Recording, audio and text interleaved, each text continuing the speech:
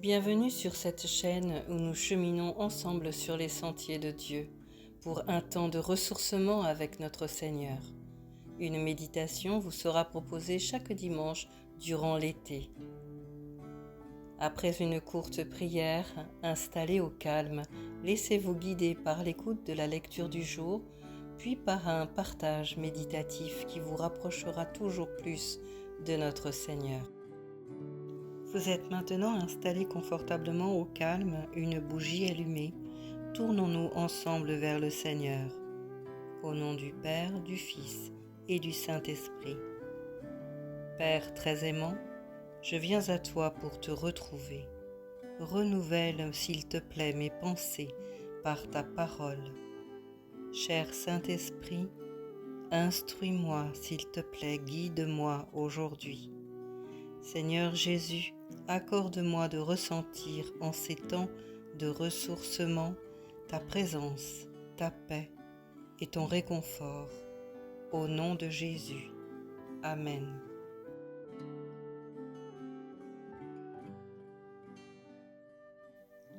Lecture d'extraits des chapitres 18 et 19 du premier livre des Rois.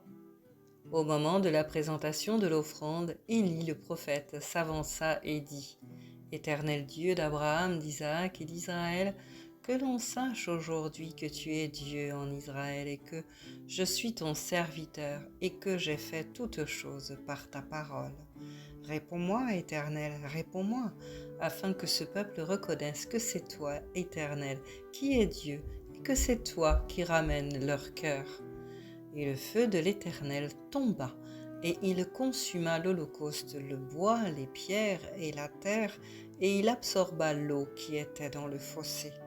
Quand tout le peuple vit cela, ils tombèrent sur leurs visages et dirent : « C'est l'Éternel qui est Dieu, c'est l'Éternel qui est Dieu. » « Saisissez les prophètes de Baal, leur dit Élie, qu'aucun d'eux n'échappe. » Et ils les saisirent, Élie les fit descendre au torrent de Kison, et il les égorgea. Jézabel envoya un message à Élie pour lui dire : « Que les dieux me traitent dans toute leur rigueur si demain à cette heure je ne fais de ta vie ce que tu as fait de la vie de chacun d'eux. » Élie, voyant cela, se leva et s'en alla pour sauver sa vie. Il arriva à Beersheba, qui appartient à Juda, et il y laissa son serviteur. Pour lui, il alla dans le désert, où, après une journée de marche, il s'assit sous un genêt et demanda la mort en disant : « C'est assez, maintenant, Éternel, prends mon âme, car je ne suis pas meilleur que mes pères. » Il se coucha et s'endormit sous un genêt, et voici, un ange le toucha et lui dit : « Lève-toi, mange. » Il regarda, il y avait à son chevet un gâteau cuit sur des pierres chauffées et une cruche d'eau. Il mangea et but, puis se recoucha. L'ange de l'Éternel vint une seconde fois, le toucha et lui dit : « Lève-toi, mange, car le chemin est trop long pour toi. » Il se leva, mangea et but, et avec la force que lui donna cette nourriture, il marcha 40 jours et 40 nuits jusqu'à la montagne de Dieu, à Horeb.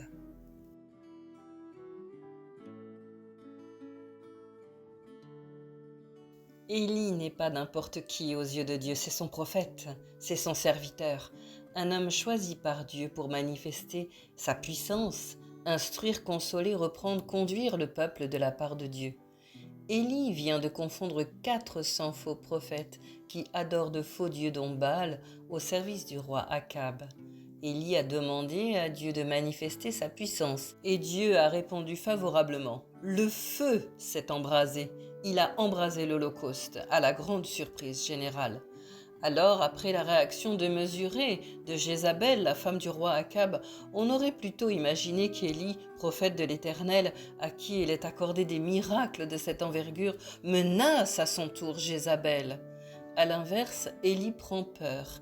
Il ne consulte même pas Dieu à cet instant, il fuit, il s'enfuit, il fuit la menace d'être tué et entraîne son serviteur avec lui. Combien de fois, nous qui connaissons Dieu, avons-nous eu peur? Avons-nous douté de la protection de Dieu aussi et avons-nous fui? Comment est-ce possible qu'Élie, investi d'une telle puissance de la part de Dieu, soit autant fragilisé devant une simple menace de la femme du roi? Que cela nous encourage, car Élie reste un simple être humain avec ses limites, ses peurs, ses fragilités. Alors restons-nous aussi très humbles, devant parfois des exaucements de prières presque improbables, devant de magnifiques grâces que Dieu nous permettrait d'obtenir, car au détour d'une circonstance qui nous surprend, il est possible de perdre pied. Mais dans son immense amour, Dieu ne juge pas Élie. Il sait que son serviteur est rempli de foi et d'amour pour lui, mais il a aussi conscience qu'Élie est en proie, comme chaque être humain, au doute et au découragement.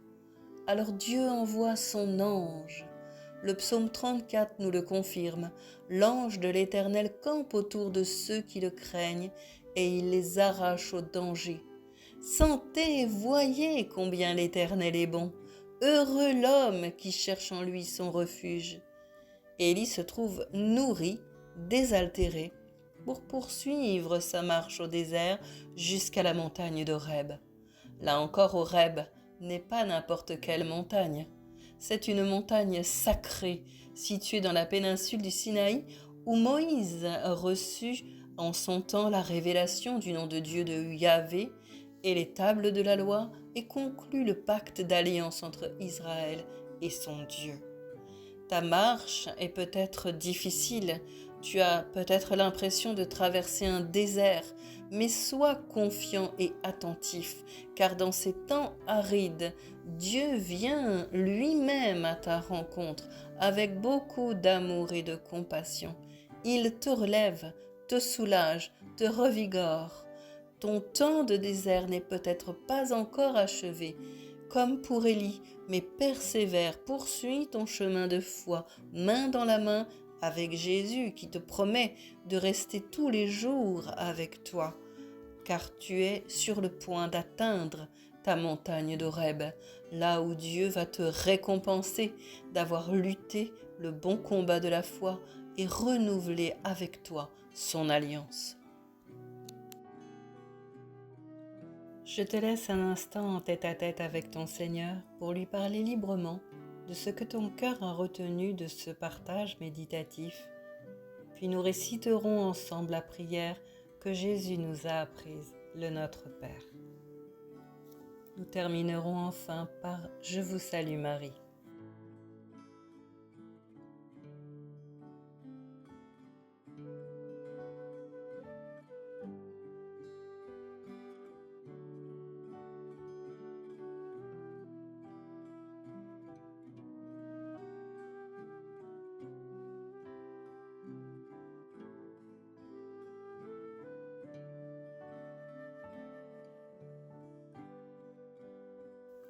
Notre Père qui es aux cieux, que ton nom soit sanctifié, que ton règne vienne, que ta volonté soit faite sur la terre comme au ciel.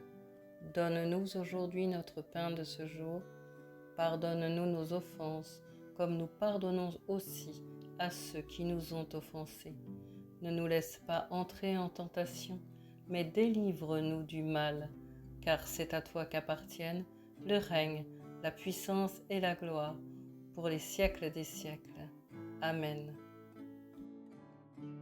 Je vous salue Marie, comblée de grâce, le Seigneur est avec vous. Vous êtes bénie entre toutes les femmes et Jésus, le fruit de vos entrailles, est béni. Sainte Marie, Mère de Dieu, priez pour nous pauvres pécheurs, maintenant et à l'heure de notre mort. Amen. Si ce message vous a encouragé ou si vous pensez qu'il peut encourager un de vos proches, partagez-le. Mettez le petit pouce afin de bénir un plus grand nombre et booster cette vidéo dans les algorithmes. Abonnez-vous pour recevoir la chronique de dimanche prochain. Prenez bien soin de vous. Belle semaine à chacun et à dimanche prochain.